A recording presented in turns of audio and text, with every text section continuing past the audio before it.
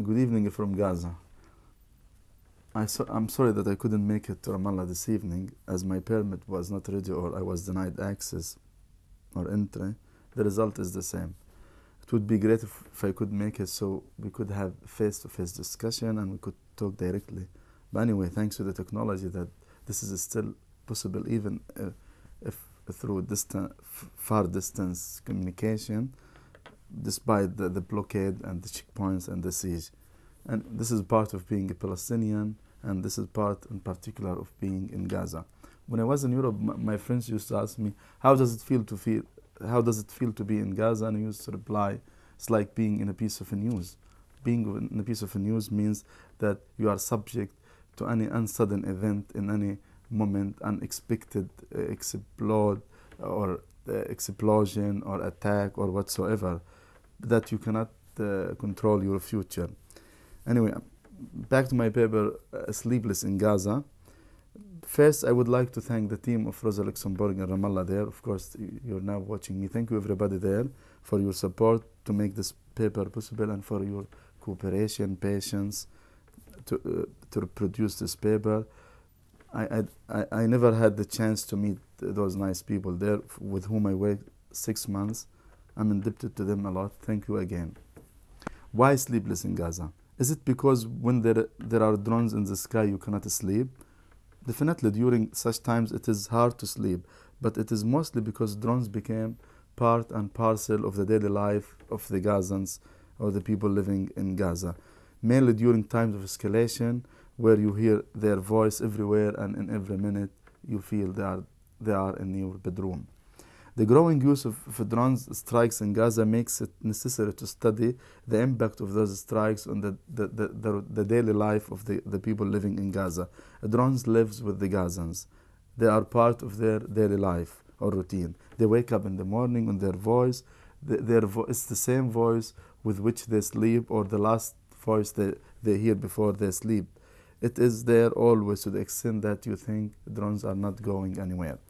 Drones are part of a wider Israeli intelligence and remote operating system which includes direct attacking capacities. Drones lay at the heart of this occupation system. They are the most precious in the system and the most effective. They have two actual and direct military benefits. First, they conduct reconnaissance and monitoring functions, and second, they participate directly in the military operation and attacks and assassinations which takes place. Since their first use in 2000, drones led to the death of hundreds of Palestinians and injuries of thousands of others. The other effect they left on the Palestinian lives mainly on mental, psychological, educational, social, etc., cultural life of the Palestinians. The paper shed light on the usage of drones in Gaza through looking into how Israel uses drones to dominate the Palestinian life in Gaza and to enhance its grip on the daily life there. It elaborates on Israeli military or drones capacities in general, where the main field of this use in Gaza to the extent that Gaza becomes or is in actually a laboratory to test the magnificence or the new inventory of the Israeli military machines. The report as well depicts on the situation of the people in Gaza. The paper reviews the impact of drones in Gaza through 5 main issues. First, it discusses the victims resulting from the strikes by drones and argues that the majority of those victims are civilians. Then it analyzes the psychological and mental, social, educational and cultural impact of drones continuing loitering. After that, the report moves to the external aspect of a drone in Gaza, mainly how Israel uses Gaza as a laboratory for developing death machines to advance marketing its drones as well as the obligation of the international community in light of Israeli violations of human rights. A group of recommendations, of course, are concluding this report.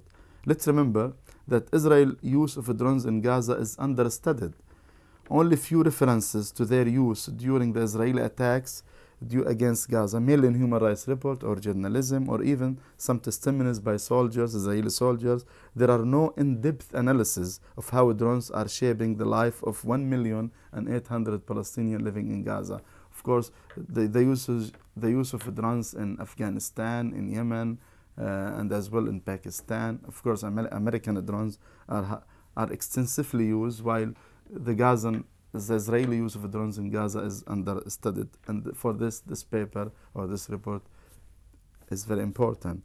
Just look to the Facebook, the blogs, the personal websites, even to literary writings from Gazans writer to see how drones are presented in the minds of the people of Gaza. Actually, the title of the report is taken from a blog where young people are making fun of drones through imagining Hollywood movies with the words drone in them and in reference to Gaza. They go like this: drones in a black, a drone to remember, a drone and a prejudice, going with the drones, honey, I blow up Gaza, when Gaza met Zannana. Of course, Zannana is the Palestinian word for drone, which means making noise, a noise every time, always.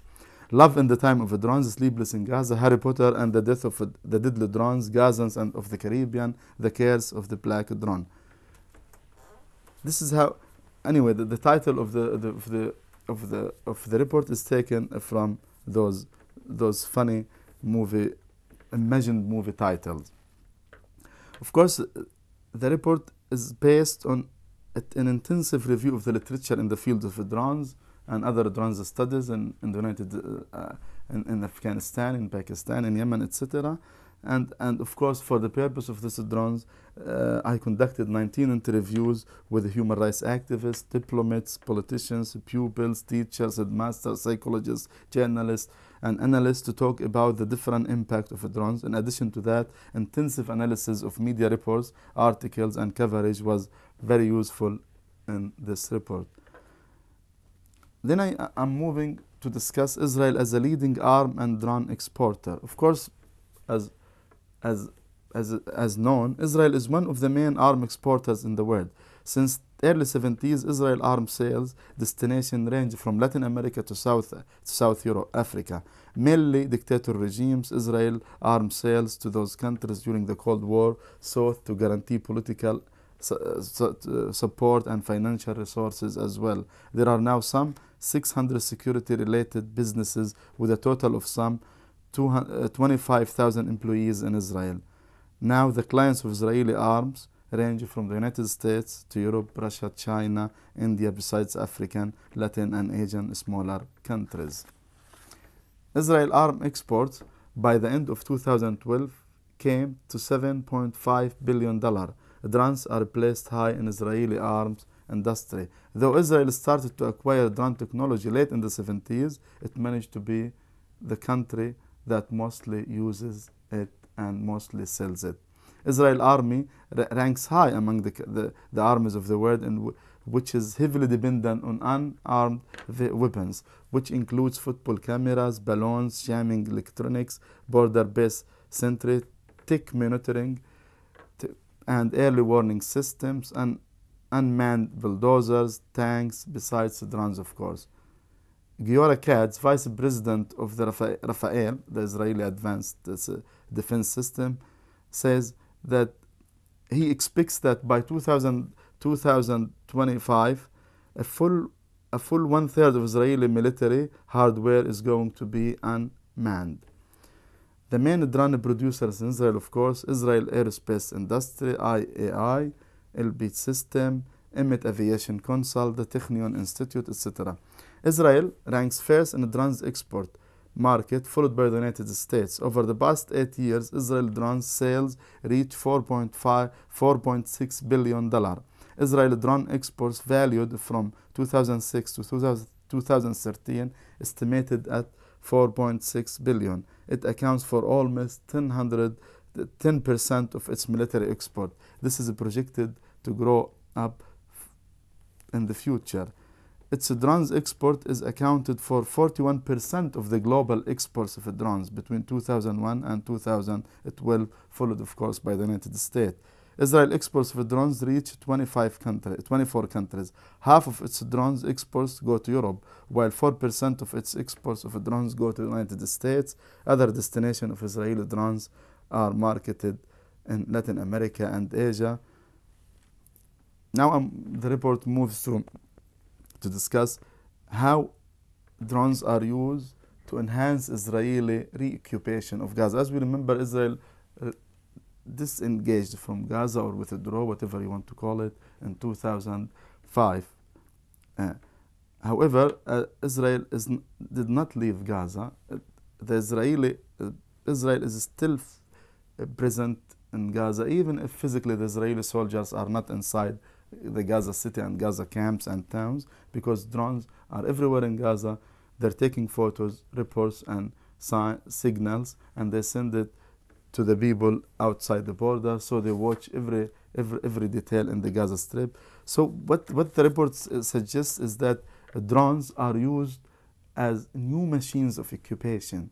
Drones is reinventing the Israeli occupation of the Gaza Strip. So Israel doesn't need to be presented in the field, because there are always drones which send signals, images about life in Gaza. So the army intervene whenever it feels like. So that, if you remember, after the Israeli disengagement of Gaza in 2005, Israeli attacks in Gaza became more severe even, and this was very evident in the war against Gaza, which started 22nd of December 2008 and until 18 January 2009, when Israel targeted Gaza Strip from land, air, and sea, leaving 1,419 Palestinians, including 1,167 civilians, including at least 308 minors under the age of 18. The same thing in the Israeli assault in 2012, which lasted for 8 days, where 178 Palestinians were killed and 1,039 people were injured, including 315 children and 191 women, etc. So drones were used as machines of reinventing the occupation, of keeping Israel presented inside Gaza. And this is psychologically very important, as for the Gazans, there are signs of occupation, signs of being followed, monitored, signs of being controlled. It's not, I remember when we were children, when we used to see the Israeli soldiers in the street, we used to see Israel itself, the state there. But now the drone is the Israeli state itself in the minds of the Gazans. Of course, the drone are hovering over the Gaza all the time. It's like a video game, as the report calls it, where somebody is sitting outside in the border in areas, so he follows everything in Gaza. He moves the airplanes. Of course, you have more than one airplane in every region of the Gaza Strip. So he moves the airplanes as if he's playing a video game. And whenever he decides that somebody is dangerous, somebody is a potential target, he might hit him. He might give a signal to the tank or to the ship or to the F-16 to hit him. So it's like it's not being, if you remember when I said being in a piece of news, it's like being in a video game. Of course, the statistics about people killed by drones are different, because, of course, how you define killing by drones is different, and of course, because we don't have this technology or this space knowledge in which we can classify. But at least the human rights centers in Gaza, they try to classify killing according to the source of killing, and according to Al-Mizan statistics provided by Al-Mizan, since 2000, 1,100 Palestinians were killed by drones. After reviewing the drone strikes in Gaza, 5 kinds of strikes could be identified.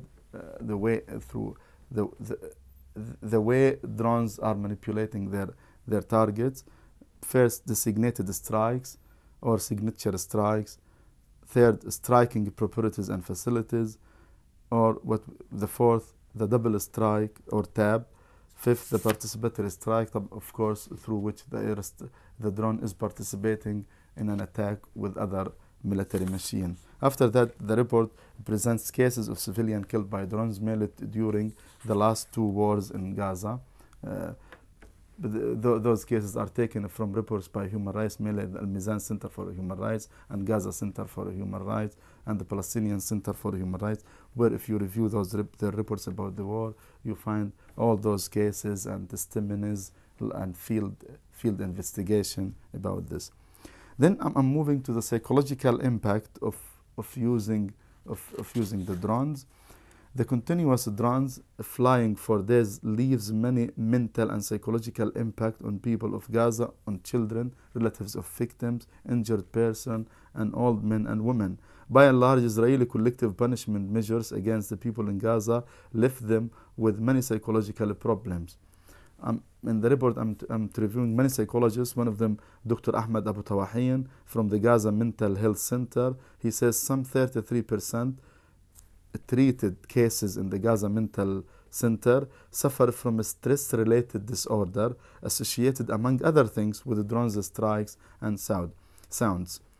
Children are traumatized by the strikes, as he tells me. The continuous hovering with loudware and fear of unexpected strikes all lead to psychological trauma and is kind of public torture. And as he was telling me, the sound of drones are associated with bad memories, bloody memories of relatives being killed, beloved being assassinated, or bloody images from television. So whenever they hear children mainly hear drones, they suffer psychologically. Then I'm moving to social impact of the drones.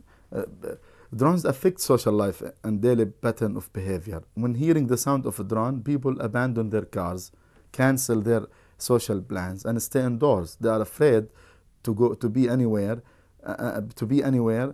and they are afraid to gather, to have a gathering, so that the drone might think that they are planning something and they are planning to attack Israeli target. So or they are being mistaken for something, so they don't gather. One human rights activist was telling me, the Israeli went out from doors, or they withdrew in 2005, and returned from the window. Through using drones, they become present in our bedrooms, and even it might be in this studio where I'm recording this presentation. So the drones is seeing us both now. Furthermore, the result of a drone presence affect the social fabric of the Palestinian family. When the child realizes that his father cannot protect him, that his mother cannot protect him, so this big image of the father, of the protecting father, collapse in his mind, and this affects at least this social trust among the family, that the family cannot protect the child. Then I'm moving to the impact on the education. Of course, the drone, as the title goes, is in our textbook. Many schools and academic institutions were destroyed by drone strikes during the last 10 years. However, the major impact drones have on the educational process in the Strip is the fear and mental absence cases it leaves the pupils with, because the students, they cannot concentrate when they prepare their courses in the night, and sometimes when they have exams, of course, they believe me, you cannot study if the drones are hovering over your area, so they cannot concentrate in preparation for exam, and this affects their capacity to pass exams. And sometimes when they are in school and there are drones in the skies, they cannot concentrate, so the teacher has a double task. He has to be psychologist to calm down his students or pupils, and at the same time he has to continue explaining to them the text. Then I'm moving to the impact of drones on culture and information availability.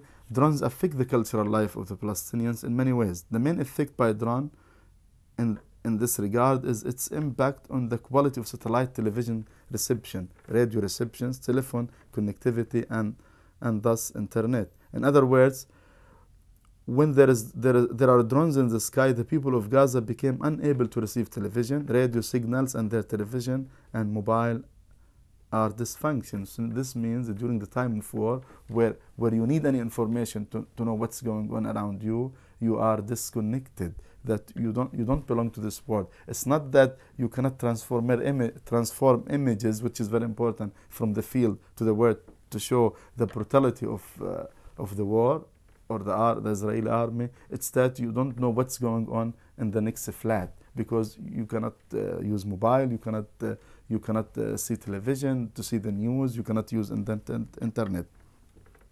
Of course, once again, one of the main ideas of the report, which is popular about Israeli military machine, is that Gaza is used as a laboratory for developing death machines in Gaza, and of course the efficiency of the Israeli drones during the 2008 war and 2012 war is used in Israeli marketing of its drones.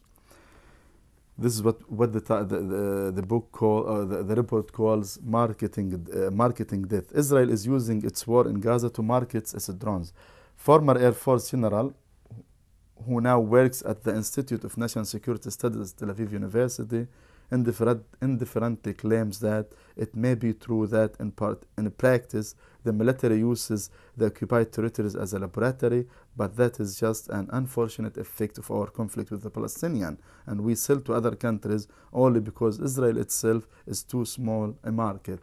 So unfortunately, the drones used in Gaza are sold outside as signs of efficiency, and the killing of the Palestinians in the Gaza are used as sample of this efficiency. While many countries in the world are buying the Gaza killing drones, China, Singapore, Georgia, and Latin American countries, Europe is not a consumer but also a developer and funder of Israeli drone technology. A quick look at the Israeli drones sales to Europe shows to what extent Israel is selling the death in Gaza as a trademark of its military prominence or prescience.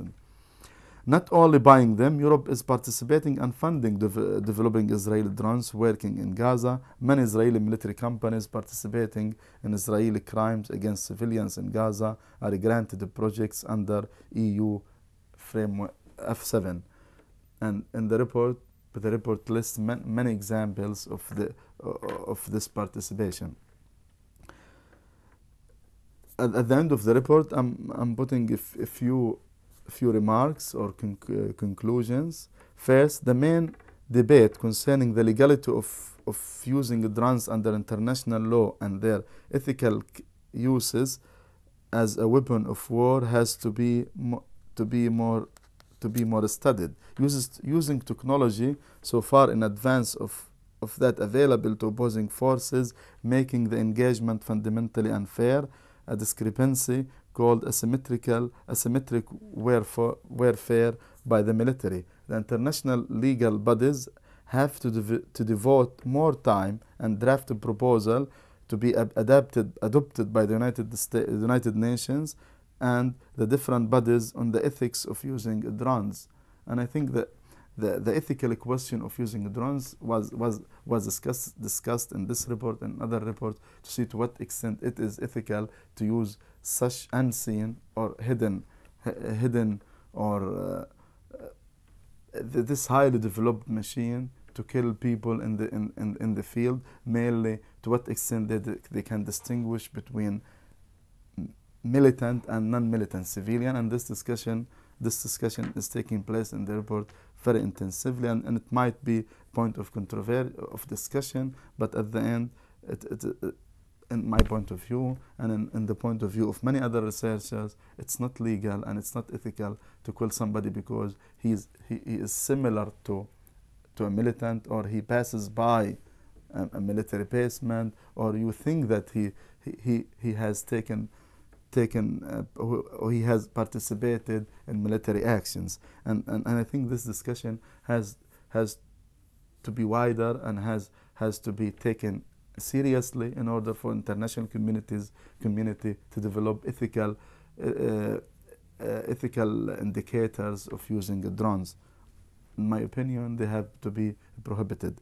Second, the proliferation of drones making and using has to be tackled more carefully in international law, and it does not go without risk in the conduct of international relations. Because using drones is very similar actually to nuclear power, where those who has power, they can dominate those who doesn't have. And drones in this sense this is an element of stability. They contribute to the tension in the international relation rather than to solving problems. Third, Israel has to abide to international law applicable to protecting civilians during times of hostilities. The report provided evidences of violations of the principle of non-combatant immunity that lies at the heart of international humanitarian law.